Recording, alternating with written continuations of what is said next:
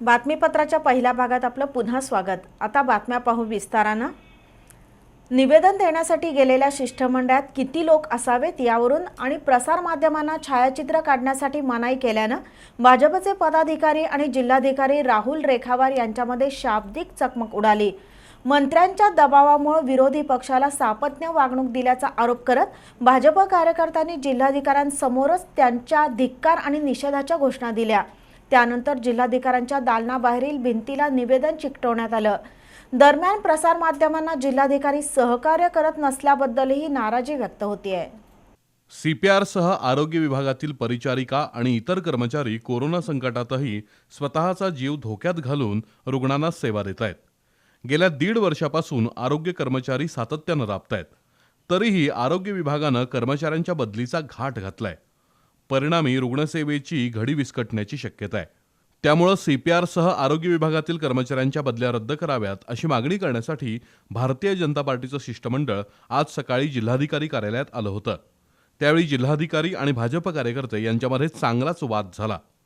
निवेदन देण्यासाठी केवळ 5 व्यक्तींनी यावं, प्रसार माध्यमांना फोटो किंवा शूटिंग घेता येणार नाही अशी भूमिका जिल्हाधिकारी राहुल रेखावार यांनी घेतली। इतकंच नव्हे तर एका प्रेस फोटोग्राफरचा कॅमेरा काढून घेण्याची सूचना जिल्हाधिकाऱ्यांनी पोलिसांना केली।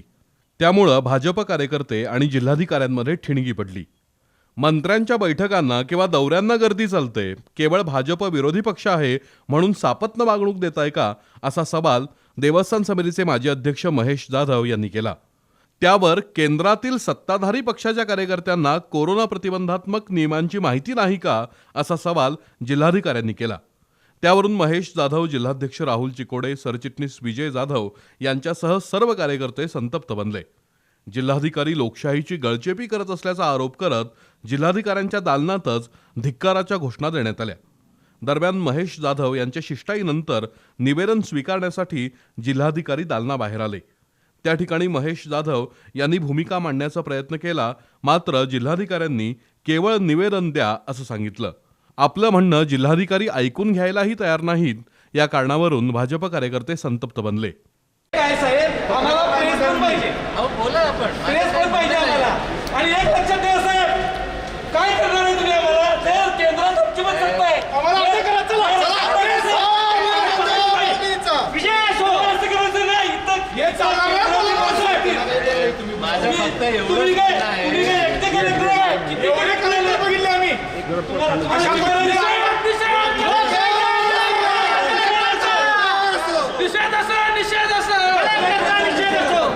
हवं तर आम्हाला अटक करा अशी भूमिका भाजप कार्यकर्त्यांनी घेतली।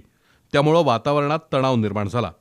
प्रकरण वेगळं वळण घेत असल्याचं लक्षात आल्यानंतर जिल्हाधिकारी आपल्या दालनात निघून गेले। त्यानंतर भाजपच्या शिष्टमंडळानं कार्यालयाच्या भिंतीवर निवेदनाची प्रत चिटकावून निषेध नोंदवला। बघतो की मंत्री महोदय कोल्हापुरात आले की इथं आढाव्याला 100 लोक असतात, त्यावेळी त्यांना आत घेतलं जातं। इतर पक्षाचे, सरकारमध्ये असलेल्या पक्षाचे लोक भेटायला आले तर इथं 15-20 लोक असतात। पण विरोधी पक्षाला अशा पद्धतीची वागणूक का? आणि हे कलेक्टर इतक्या वेगळ्या न्यायाने वागायला लागले की लोकशाहीचा आधारस्तंभ चौथा असलेल्या पत्रकारांना सुद्धा त्यांनी चुकीची वागणूक दिली। एका पत्रकाराचा कॅमेरा जप्त करा, एवढी मस्ती कुठून आली? या सरकारनं, या 3 ठिकाणीच्या सरकारनं लोकांची वाट लावलेली आहे। व्यापाऱ्यांना न्याय नाही, शेतकऱ्यांना नाही। असं असताना हे कलेक्टर लोकांचं काम करण्याऐवजी रुबाब करायला इथं कोल्हापुरात आलेत काय? सत्ताधाऱ्यांच्या दबावाखाली विरोधी पक्षाच्या शिष्टमंडळाला आणि प्रसार माध्यमांना अपमानास्पद वागणूक देऊन लोकशाहीचा गळा घोटणाऱ्या जिल्हाधिकाऱ्यांना कोल्हापुरात काम करू देणार नाही, असा इशारा देवस्थान समितीचे माजी अध्यक्ष महेश जाधव यांनी दिला। गेल्या 2 वर्षापासून हे आरोग्य खात्यातले कर्मचारी जीवाची पर्वा न करता काम करतात। अशांना तातडीनं बदली करण्याचं कारण काय? हा जाब आणि हे निवेदन देण्यासाठी आलेले असताना आमचे अध्यक्ष आणि आमचे सगळे प्रमुख पदाधिकारी यांचा अपमान केलेला आहे। लोकशाहीचा गळा चिरलेला आहे आणि लोकशाहीचा चौथा स्तंभ असणारे आमचे मीडिया पत्रकार बंधू यांचा सुद्धा कॅमेरा हिसकावून घेण्याचा प्रयत्न या ठिकाणी केलेला आहे। अशा पद्धतीची ही वृत्ती असे कलेक्टर आम्ही आजपर्यंत बघितले नाहीत।